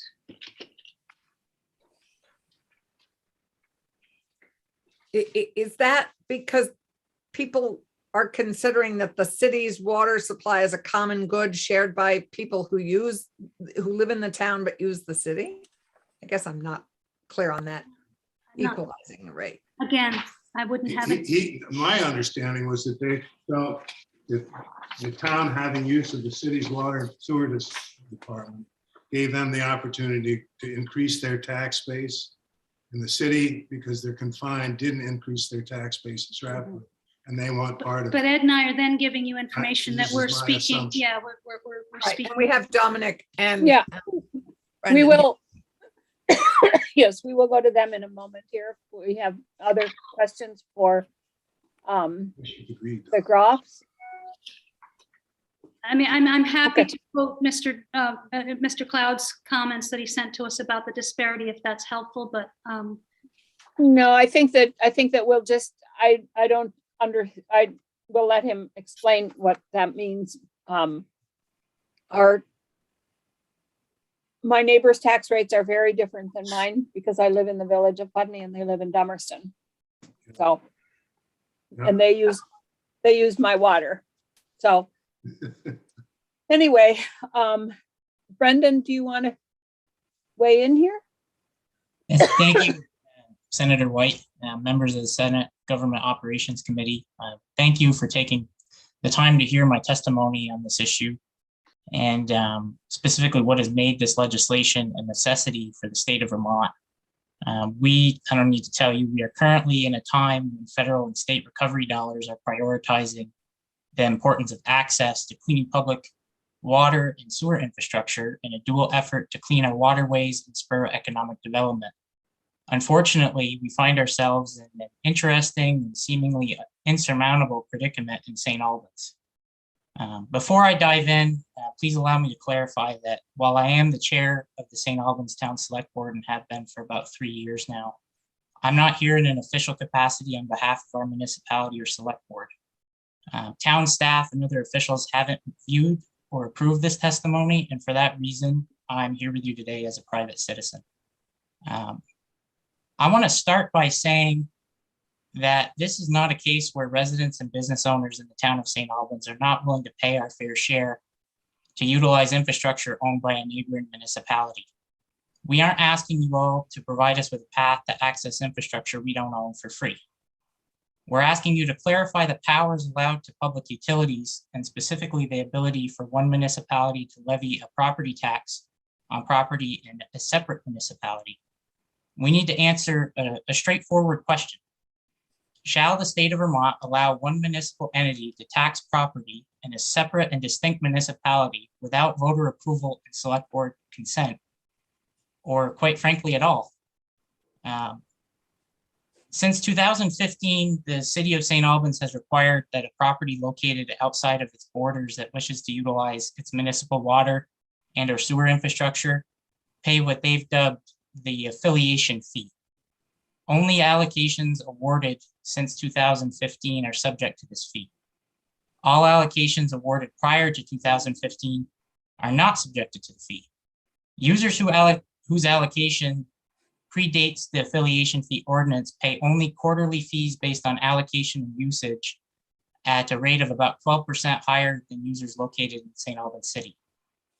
So any allocation holder before 2015 just pays for their usage based on allocation and their actual use, and they pay that at a rate of about 12% higher than what a St. Albans City user would pay. And those monies are directed to the utility segregated fund and are used for utility maintenance and operation expenses. The affiliation fee is annual and in perpetuity, and it's in addition to thousands of dollars in normal one-time allocation fees, as well as standard quarterly utility bills based on allocation and usage. The affiliation fee began in 2015 at 28 cents per $100 of property value and was unilaterally raised to 32 cents by the St. Albans City Council last year. The revenue our sister municipality receives from its affiliation fee is not used to fund the service of providing water and sewer, but instead is deposited into the City of St. Albans General Fund. To clarify, the City of St. Albans charges $5,000 per EU as a one-time allocation fee, charges quarterly utility fees based on allocation and usage, and on top of that, they've imposed this 32 cent per 100 fee that they deposit into their general fund and spend commingled with other revenues received from property taxes levied against their own grand list. Please allow me to be clear when I say that my neighbors and I have zero problem with paying the quarterly utility fees that are required of us based on allocation and usage. However, we believe that this fee, which is billed annually based on assessed value and deposited into a general fund, is an overreach requiring legislative corrective action. In my senior year of high school, I was able to intern with some members of the Franklin County delegation. And I distinctly remember then Representative Carolyn Brannigan of Georgia making the argument that a tax is not a fee and a fee is not a tax. A fee pays for a service, and fees need to be raised to pay for the cost of providing that service. The City of St. Albans affiliation fee violates that rule because it is not raised to offset the cost of providing water and sewer to residents and businesses in the town of St. Albans, the town of Swanton, the town of Georgia, or the town of Fairfield. It's not based on usage or anticipated usage. The costs of running the utility do not set it. It is a penny rate on property values. It uses the exact mechanism we use for local and statewide education property taxes, and it ends up in a general fund, not a segregated utility fund. It in no way supports the operation of the utility because those who pay it also pay quarterly fees to offset those costs. My neighbors and I believe this infrastructure is a public good. The federal government and state government have invested millions of dollars in that infrastructure from the lens that it is a public good. Specifically here in St. Albans town, my neighbors and I subsidize this infrastructure in several ways. Two of the most notable being that the water treatment plant and the sewer treatment plant owned and operated by the City of St. Albans are physically located in the town and are not assessed property taxes or land lease fees at all. And the sewer treatment plant actually has a direct discharge point in St. Albans Bay that sends, based on the public reports that I've read, roughly 2,400 pounds of phosphorus per year into our waters. The infrastructure is worth tens of millions of dollars, but pays no tax revenue to us. We and our children are saddled with the ongoing pollution and future costs of remediation. And these subsidies, in our mind, are only allowed to persist because this infrastructure is a public good, or at least it should be. We have residents and business owners across our community paying a property tax to a neighboring municipal government without having an opportunity to be represented in that government. This is an extraordinary example of taxation without representation, which is why my neighbors and I support the intent of S-176. While the city of St. Albans may be the owner operator of the utility, we know it's a result of collective resources. My neighbors and I believe, again, that this infrastructure is a public good. This direct discharge point in St. Albans Bay, St. Albans Bay is the focal point of the only registered village center in our town. And that creates a big hindrance to us. That's something that we have accepted out of the lens that this infrastructure is a public good. So I'd like to point out that if and when this affiliation fee is deemed illegal, either through legislative or court action, the city of St. Albans affiliation fee ordinance automatically puts a moratorium in place on new allocations awarded outside of the city. So again, if this fee is struck down one way or another, this ordinance that imposes this fee automatically places a moratorium on new allocations awarded outside of the municipality's borders. So if I may suggest, in addition to S-176 for your consideration, it would be that if a municipality has excess capacity in their water and sewer system and sets in place a moratorium of new allocation awarded outside of its borders, that municipality should no longer be eligible for grant funding or low interest loans from the state of Vermont for such a facility. I also ask that you please clarify the language that even if the revenue is collected by a fee calculated by assessed value and it goes solely to the utility, that it would still require voter approval before those revenues could be diverted and spent on anything not utility related. And lastly, as Senator Parent mentioned, Vermont is a Dillon rule state. It's your right as a General Assembly to decide if this infrastructure, with excess capacity ready and able to be utilized, should be put to work on behalf of statewide and regional economic and environmental goals, or if this infrastructure should instead be treated as a municipal profit center. I'm of the belief that this infrastructure, built and upgraded almost exclusively with state and federal dollars, is a public good, and that if you were to take action to clarify and cauterize that fact, you'd be doing every Vermonter and Vermont business a great service. So thank you again for your time. I appreciate your interest in ending this harmful precedent being sent in our community before it spreads throughout our great state. And I'm more than happy to answer any questions that you have.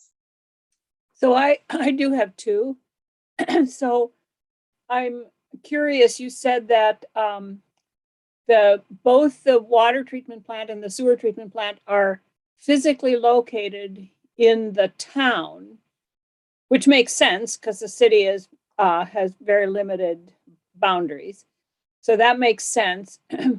But they pay no property tax, yet St. Albans town residents are paying property tax to the city. So I'm just curious if you've ever thought about if the property taxes are $10,000 on one of those, charging the city, if 2/3 of the users are in the city, charging them 2/3 of the property tax. Anyway, that's kind of going way beyond where I was, but I used to serve on the select board in Putney, and we would be thinking of all kinds of things like that to figure this out. But the other question is, I know that hub cities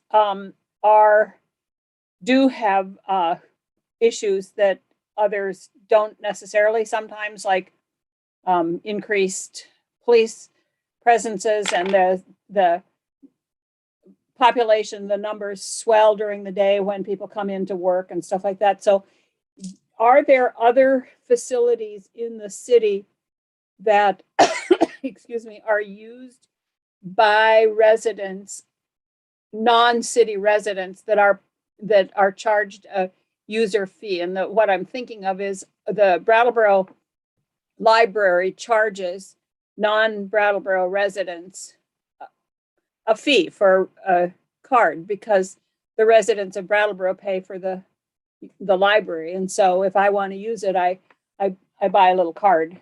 Are there other services in the city where people pay a user fee that goes into to fund that service.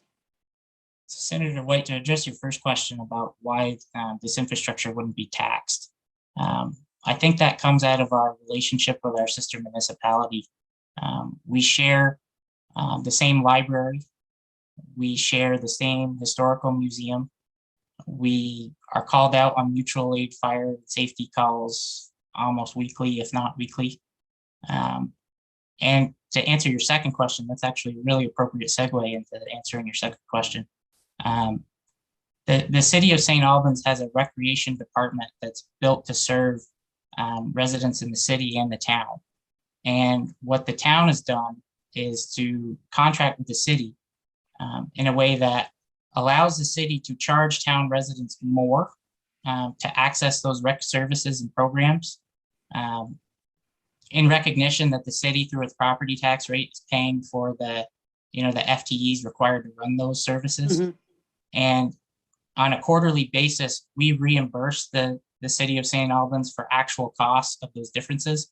So if, in Q1 of FY23, the grand total of users of the city's, kids soccer program, the municipal pool, and maybe a couple other municipal recreation services totals, $10,123, and in that net difference, the town of St. Albans would reimburse the city for that exact expense. And that's part of an ongoing contractual agreement between the two municipalities to do that. Thank you. Thank you. So should we jump to Mr. Cloud? Thank you, Brendan. Thank you. Good afternoon. Thanks for the time. Thank you. I think I can provide some context and explanation and perhaps answer some of the questions along the way. Well, I've been the city manager in St. Albans for 15 years. And for all 15 of it, we've been wrangling with the town of St. Albans over water and sewer. And I'll tell you some of the history of that. When it won't be long. I can do the whole thing in 10 minutes, but I'd like to provide context for why we have the affiliation fee program, talk about the litigation that led to the affiliation fee, and propose an alternative that I think would be a lot simpler than this bill that you're considering.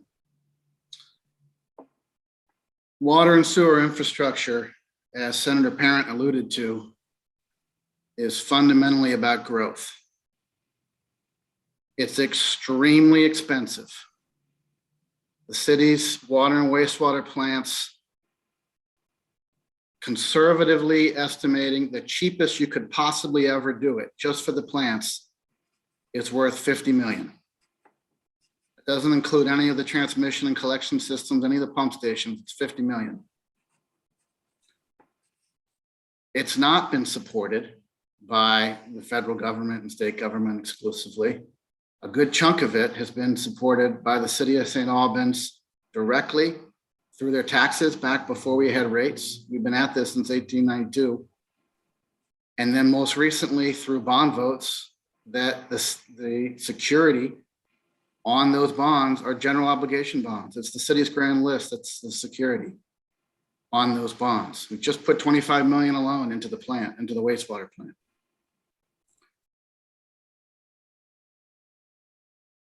St. Albans town has no water and wastewater infrastructure.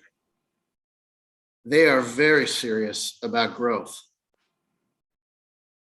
And their grand list is one of the largest in the state. They also have one of the lowest tax rates in the state. Tax rate is 40 cents, and their grand list is one of the largest. And that's in direct result to two critical strengths that they have.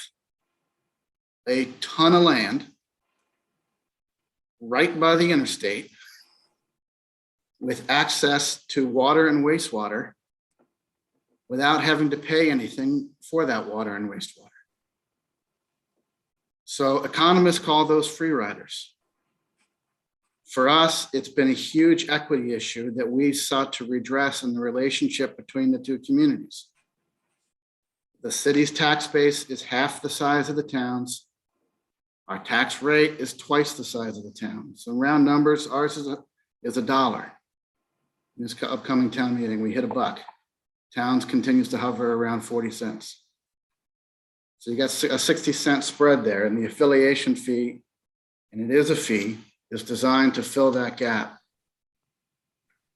Now, I want to pause there and take a tour through the early years in St. Albans and how we got to this affiliation fee program. When I arrived, there was a lawsuit over unequal rates, that 12% that Brendan referenced, stuck in the craw of St. Albans town's officials, and they were suing the city. And we settled that lawsuit with an agreement that said, why don't you guys buy into the system? You buy in, buy a large allocation, and then you can dole it out to whomever you choose. We'll sell you enough for 200 houses. That's $1 million. And in exchange, we will equalize rates. We planned for 18 months, and when it came time to implement on June 30th, the town showed up with a check, not for $1 million, but for 5,000, enough for one house, and said, you darn well better equalize rates. We've bought enough, we've given you enough for one house. We'll pay the rest as we need. Forget about the time value of money. We're going to convert this to a pay-as-you-go program. The city refused. The town sued for breach of contract, and Judge Pearson found that no contract was formed because the parties didn't have a meeting of the minds. We went back to the drawing board to try to figure out how could we work together to resolve this. I call it the Doubletree Accord. We hold up at the Doubletree Hotel for 2 or 3 days with all of our lawyers and community leaders and mediators to try to find a resolution. And the city's position was, look, you either need to buy in, or you need to share some of the revenues that result from the growth in your tax base using our infrastructure. So if you can't write a check and buy in, then let's create a revenue sharing program. Well, news of that potential revenue sharing program began to leak out amongst the development community in St. Albans town. Select board chair was a prominent developer at the time. And while we were discussing that, all of a sudden we began to get a lot of calls in City Hall for new water and wastewater allocations. There was a run on water and wastewater allocations before the rules changed. And the city realized that we can't simultaneously negotiate for water and sewer while we're continuing to provide water and sewer. You don't get to live in the house while you're deciding if you want to buy it. So we enacted a moratorium. No new hookups outside the city. And that lasted for a few years, and we continued to see if there was a path forward. We got to the altar several times on possible deals, and just when that was about to happen, oftentimes there was an election in the town, and we would be right back to square zero.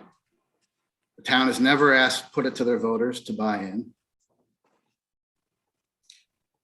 And eventually the development pressure in the outlying areas got pretty severe. Remember that the town is absolutely prime development real estate. And the development community began to say, we're willing to pay for it. And the concept for an affiliation fee emerged. And it was expressly designed as a fee, as a contractual arrangement between us and the developer. Cities enter contractual arrangements all the time. Once we leave our borders, we're no longer a government. Our willingness to serve is based on the contractual terms we're able to arrive at. Just like Green Mountain Power or Vermont Gas, there's no obligation to serve. The cable companies, they decide whether they're going to come into a territory or not based on the terms you're willing to offer. We're similarly situated. So we created the affiliation fee program, and it's very analogous to an associate membership. Full membership means being in the city. You come into the city, do your development there, and you'll pay a tax rate of nearly $1. In March, it'll be $1 per 100. Or you can sit just outside the city and cherry pick our services. But if you want to affiliate, it's going to be 32 cents per 100. The choice is the property owners, the choice is the developers. They're not forced to do it in any way. They can go with a septic, they can go with a well, but they always choose the affiliation fee. Now, there's been some problems between the development that the Groffs are in and the developer and his communication with them. See that. We acknowledge there's some things we could do better in our process. We've agreed to do quarterly billings instead of one bill at the end of the year. We're not saying that it's a perfect system, but it reflects the art of the possible. It reflects years and years of trying to get the town of St. Albans to contribute. And they've steadfastly been unable to contribute. The smoothest flowing water here is for the town of St. Albans to pay the affiliation fee. If I walked into any rural community in Vermont who's struggling with growing their population, struggling with growing their tax base, and said, I don't need you to put up any money. I don't need you to take any risk. But if development comes that uses your water and sewer, you pay 32 cents per 100.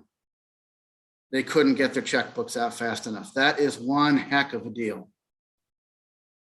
The entire bill to the town of that the city draws in for the affiliated properties in St. Albans town, it's about 100 grand.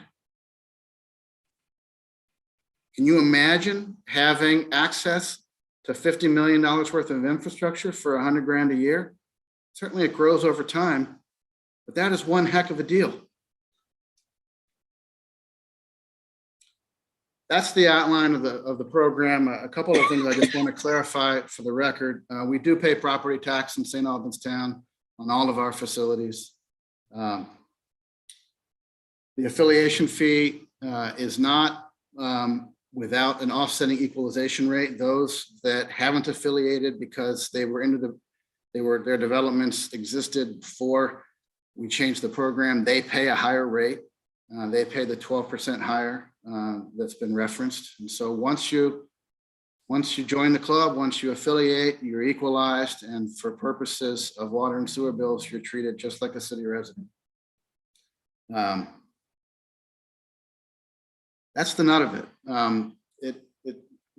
It reflects the art of the possible, a long-standing dispute between the two communities. And if you look at it on a dollar for dollar basis, there's never been a sweeter deal offered to a community to have water and wastewater.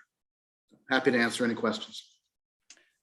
I just have one, I think, at this point, that if the, and I do understand about how expensive it is to have the facilities and to keep them up to date and maintained. But so my question is, why would you not put all of the money into the service itself instead of into the general fund? Because there's a nexus between general funds and water and wastewater. And if you use your water and wastewater infrastructure to grow the tax base in another community, you're undercutting the tax base and vitality of your own community. The reason communities have water and wastewater is to grow their grand list. And if you look at any community, communities of a certain size that are professionally managed and you contract overall for services, 55-60% of their budget is taxes. The rest of it, a large chunk of it, is non-property tax revenues that they're bringing in for services that they provide. We have a two-county dispatch center that provides emergency communications, and we sell that service to other communities who pay into it. You know, my job, part of my job is to reduce the cost of municipal services by contracting with other communities and achieve economies of scale. It's not just about the water and wastewater. There has to be a portion for the general fund. Otherwise, you're back to that huge equity issue. If we just put all the money that comes in via the water and wastewater bills into the enterprise funds, I think the town of St. Albans is free riders again. They're getting off too cheap, and they're not paying the full cost of the service. The city taxpayers are entitled to a return on their investment for pledging their homes as security. I get that. I guess the follow-up I would have is that you said that by offering this to other communities, you're undercutting your own potential for growth. But my understanding is that there is no potential for growth in the city because of its boundaries. And so the growth would all happen outside of the city. No, that's a false, respectfully, Senator. Just as a metric, the city has added 60 million to its tax base over the last 8 or 9 years. We're extreme. And let him finish, please. Yeah. I mean, we're extremely serious about attracting the developments into the city, and the affiliation fee. I skipped ahead for interest of brevity, but the affiliation fee case was challenged in court. Ingleside Development, who was, you know, at the time on the town select board, wanted to put a hotel in, and they want to put a hotel out by exit 19, and we were really serious about putting a hotel downtown, as we did. And they came in for an allocation, and we said, no, you're not getting one. We're saving that for our hotel, and it went to federal court, and Judge Sessions affirmed the city's right to do what we're doing in the affiliation fee program. Ledge Council should check out the Ingleside case, INGLE. It was dismissed because the town didn't have the developer didn't have standing. But look at the dicta in the holding. It's very instructive, I think, how this would be viewed by the courts. And I think that's part of why they're trying to resolve it legislatively, is they don't hold a good hand on the judicial side. Okay, thank you. Senator Clarkson, did you have? Yeah, I just wanted to say, I think you must have a strategy for growing your density. And I mean, you have the TIF district, you have lots of ways to grow your grand list in the city. I think that Correct. that was all I was going to add at this point. Because you have, you know, we're going to give you a lot of tools in our housing bill. And I know you could increase your density in housing, and you've got the TIF district, and you've got lots of tools to do that. Yeah. So I do have a question about the affiliation fee as opposed to an increased user fee for outside the town, and why you probably said it, and I was really trying to listen, but I might have missed why you decided to go with that instead of even an increased user fee outside over the 12%. Well, the 12% was litigated, and that alone, right, has been contested. And we felt like this was a more equitable model for what is really at stake when the city runs its water and wastewater lines out to serve another community. So, you know, the national perspective here is important. Outside of Vermont, a community like ours would say, you want our water and sewer, you're coming into the city, or the city's coming to you. That's how cities grow, right? But that's not how we do it in Vermont, right? So the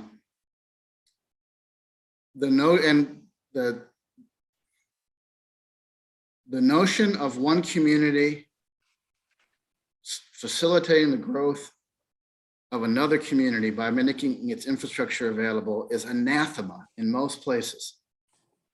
they would have never done it. And it happened in St. Albans due to the high unemployment in the 70s. And as a theory that rising tide raises all boats. And 30 years later, we still had some holes in our boat. So we decided to plug the holes with the affiliation fee. The other thing I didn't mention is along the way, we also spent a lot of time exploring merger between the two communities. City water and wastewater is our golden goose. It is the primary benefit that attracts economic activity to the city. And we're just looking after our interests. And our interests are broader than just the user fees. There's another aspect to it. The same reason the League of Cities and Towns charges a membership fee on the way in to get their service, or Costco charges a membership fee, but then also charges you for their supplies, right? You don't have to be a member. But if you'd like to be a member, this is what it costs. Okay, yeah, Senator Clarkson. Thank you, Dominic. In addition to the chair's question about raising usage fee, why don't you simply raise the hookup fee? My guess is, I think what sticks in the craw is representation with, taxation without representation, and the annual nature of this going on forever. I can see, something like the first X number of years, or I could see it, but increasing the hookup fee makes the most sense. And because that represents the cost and possibly an additional amount to acknowledge the huge infrastructure benefit of having water and sewer. And that sounds like that would not bother people quite as much as this annual thing that isn't going to support what they are trying to support. Again, I would go to my colleague Carolyn Brannigan any day. I served with her on Ways and Means for years, and that mantra about fees sticks in both cases in my head forever. So a fee should go to support the service. This is not going to support the service. It's going to support other services. I get it, but it's not going to support what they're benefiting from. In this particular instance, which is water and sewer. Yeah, I think the tax fee analysis goes a little deeper than that as well. Yeah. Obviously, we don't have any taxing authority outside our borders. Yet we're not a government. And it's not unheard of within the business world to apply a fee based on assessed value. Look at assurance. We're a business when we get outside of our borders. And this is the way we choose to do business. And if we don't apply an affiliation fee, you ignore the nexus between water and sewer infrastructure and tax base. To use Senator White's example, let's say that Dummerston wanted to build new condos and use the water and wastewater infrastructure from Putney Village. And those new condos, all told, are a $30 million asset. Those condos cannot happen without your water and sewer.